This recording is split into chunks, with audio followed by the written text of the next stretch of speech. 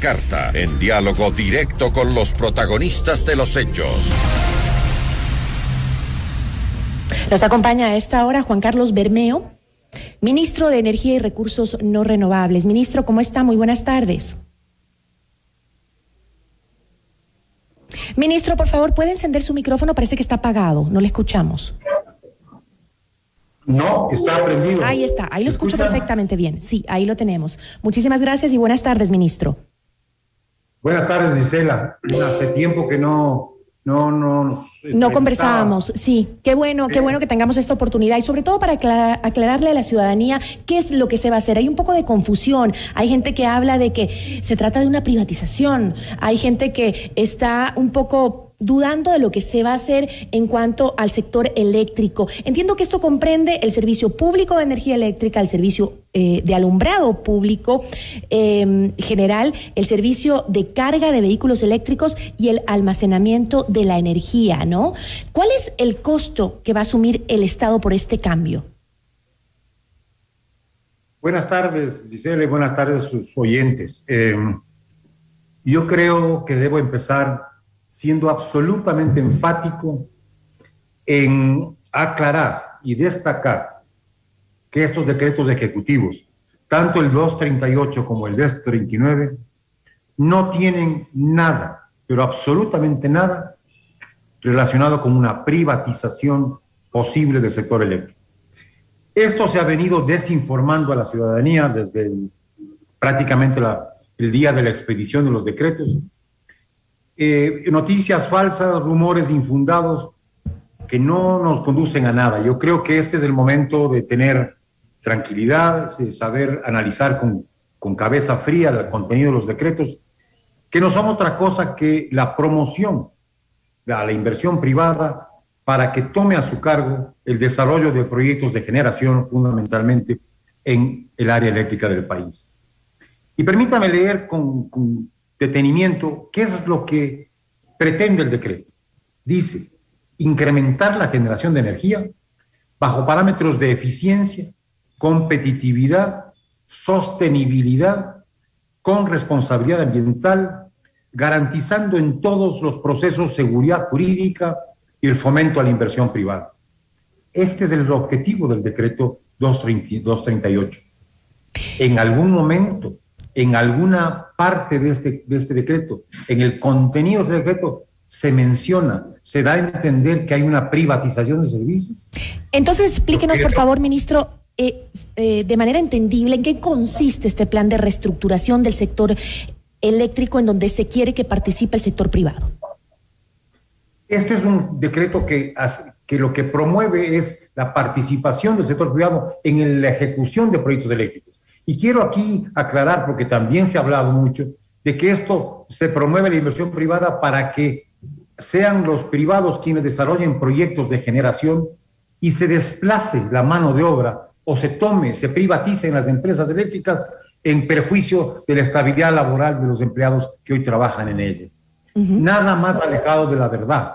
Lo que estamos haciendo es delegando al sector privado, cuya iniciativa y cuyo músculo financiero nos permitan construir proyectos de generación que hoy por hoy necesita el país. Y no quiero ni siquiera pensar que en los próximos años, en cuanto al crecimiento de la demanda, tanto por la parte de la vía doméstica, del crecimiento vegetativo de la población, cuanto la incorporación de nuevas industrias, que estamos seguros se van a incorporar en este gobierno, van a demandar energía eléctrica que hoy por hoy no podríamos atender en condiciones, por ejemplo, de un verano intenso. De forma tal que tienen que necesariamente construirse proyectos, operar proyectos privados de forma que se entregue energía al sistema nacional que permita atender tanto la demanda y el creciente doméstica cuanto las futuras industrias que se irán incorporando. Ministro, ¿cómo y cuánto se estima que crezca la demanda de energía eléctrica en el país durante esos próximos años, 10 años? A ver, si uno mira el análisis histórico, uno podría pensar en que los rangos de crecimiento van del 8 al 10%, pero si es que le voy a poner un ejemplo, Gisela, que es bastante claro. Si es que se desarrollan los proyectos mineros como deben desarrollarse y como está previsto que se desarrollen, y como estamos impulsando a través del decreto 151 el desarrollo de la industria minera seria, responsable y socialmente amigable, esa demanda de la minería podría sobrepasar los 120 megas. ¿Esto qué quiere decir? Que solo para atender a la industria minera necesitaríamos por lo menos 2 o 3 proyectos pequeños hidroeléctricos. ¿Y se tiene previsto subir el costo de los servicios durante esos próximos 10 años que subirá la demanda?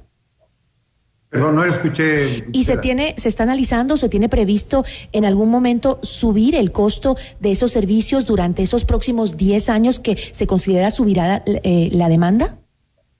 A ver, usted debe recordar con claridad que a los pocos días que yo asumí esta posición de ministro, yo tuve que atender una situación complicada en cuanto a la facturación en Guayaquil. Y no solo Guayaquil, la costa, en el ámbito de acción de CENEL. Y esto se debía fundamentalmente a un problema de facturación, pero en el origen estaba una estructura tarifaria absolutamente confusa, pero además una estructura tarifaria que distorsionaba los diversos componentes de la factura. Y por eso yo hablé siempre en aquella ocasión, y reitero hoy, la necesidad de un estudio tarifario técnicamente elaborado, absolutamente sustentado, que permita definir con claridad y absoluta precisión aquellas tarifas aplicables a los distintos sectores y de consumo. ¿Esto para qué? Para que haya una racionalización de las tarifas y se evite esta discrecionalidad o esta forma de analizar las tarifas casi en cada ámbito geográfico. ¿Y técnicamente esa racionalización de las tarifas eléctricas implica un alza? No, porque lo que se tiene que hacer es un estudio serio, con estudios de costos efectivamente incurridos, que permitan establecer tarifas. Y esa racionalización es lo que hace, es asignar los valores de las tarifas a quien realmente le corresponde.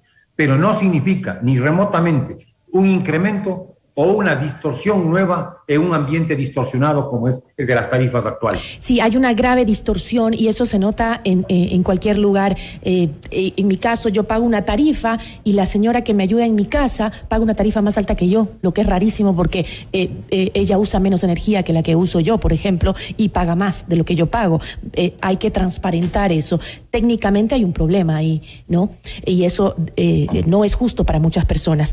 Y ahora, entiendo también que el tema de impulsar una mayor participación del sector privado se contempla también dentro de este decreto que lo va a permitir, pues varias acciones para implementar durante los próximos meses. Entre ellas está la reforma del marco legal, el marco regulatorio, para generar justamente condiciones óptimas de carácter técnico, económico, ambiental y social que pues permitan incentivar la inversión privada en las distintas áreas de este sector energético, que es lo que estamos conversando. ¿Cuáles son algunas de esas reformas que se plantearán para poder impulsar y hacer efectiva esa participación del sector privado?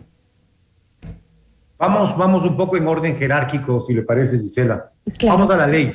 La ley de eléctrica está siendo en este momento sometida a una revisión, se está proponiendo modificaciones que esperemos se puedan concretar a través de la Asamblea Nacional, puesto que se trata de una ley y que espero yo la sensibilidad y la cooperación de los asambleístas para entender la realidad nacional y sobre todo el sistema eléctrico del Ecuador.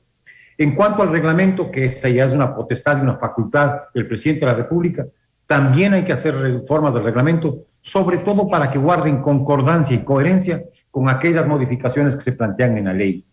Y luego, en la escala jerárquica, va una tercer peldaño, que es el que corresponde a las regulaciones, que eso está en el ámbito de la Agencia Nacional de Regulación y Control. Regulaciones que tienen que ir orientadas fundamentalmente a hacer más sencillo el desarrollo eléctrico. No puede ser que tengamos tanta carga burocrática, una tramitología que asfixia y ahoga a cualquier iniciativa, sea esta pública o privada. No puede ser que las regulaciones actuales, Gisela, tengan una carga ideológica. No puede ser que las regulaciones las haga en función de atacar o de poner a un sector de un probable inversionista, ponerlo al margen, por simplemente que no haya una simpatía ideológica. Es decir, tienen que ser regulaciones absolutamente técnicas que respondan a la realidad de la industria eléctrica en el país y al mercado internacional eléctrico. Eso es lo que estamos haciendo. Hay mucho por hacer. Hemos dado ya los pasos, hemos modificado algunas regulaciones, estamos otras que probablemente salgan esta semana, pero ha sido un trabajo arduo e intenso para tratar de consolidar estas ideas en documentos de orden jerárquico distinto que permita, como insisto, el desarrollo del sector eléctrico y que podamos tener un servicio de calidad, de continuidad y evitar el fantasma de los apagones en el futuro en el país. Ahora, usted ha dicho que se descarta por completo el rumor de que se trataría de un proceso de privatización del sector eléctrico. Sin embargo, sí podría darse un tema como alianza público-privada, porque eso ya se ha visto antes. ¿Es ese el camino? A ver, perfecto. Bien que me pregunta porque me da chance de explicar un poquito más el tema. Hay desde el año 2015, ojo, desde el año 2015, ya se permitió en el artículo 25 la posibilidad de delegar al sector privado el desarrollo de proyectos eléctricos. 2015. Más adelante, en unos años posteriores, se pidió la concesión del proyecto Sopladora, si no estoy equivocado, en el año 2016, y con el propósito de monetizarlo. Es decir, no son iniciativas nuevas, ni son de este gobierno ni del anterior. Son iniciativas anteriores que hoy por hoy se están despertándolas para ponerlas en práctica. Estamos totalmente volcados a las concesiones de los proyectos como Sopladora y en el futuro Cardenillo, Santiago. Esperamos a final de este trimestre, Gisela, convocar a un concurso público, abierto, transparente, competitivo, para la concesión de la operación y mantenimiento de la central Sopladora para la iniciativa privada. Ministro, tengo que cerrar la entrevista y me gustaría saber, de este proceso de reestructuración, ¿cuál es el beneficio que se van a llevar los ecuatorianos? Tangiblemente, ¿cuál es el beneficio de este proceso de reestructurar el sector de energía eléctrica? El principal beneficio, contar con un servicio permanente y continuo que no nos ponga en nervios, que a futuro, por la falta de proyectos y el desarrollo de la iniciativa privada para la construcción de obras de generación, transmisión y distribución eléctrica, entremos en problemas de abastecimientos en la población ecuatoriana. Con eso me quedo, ministro. Muchísimas gracias por su explicación. Muchas gracias, Gisela. Una buena tarde. Agradecemos por habernos acompañado en esta entrevista a Juan Carlos Bermeo, ministro de Energía y Recursos No Renovables.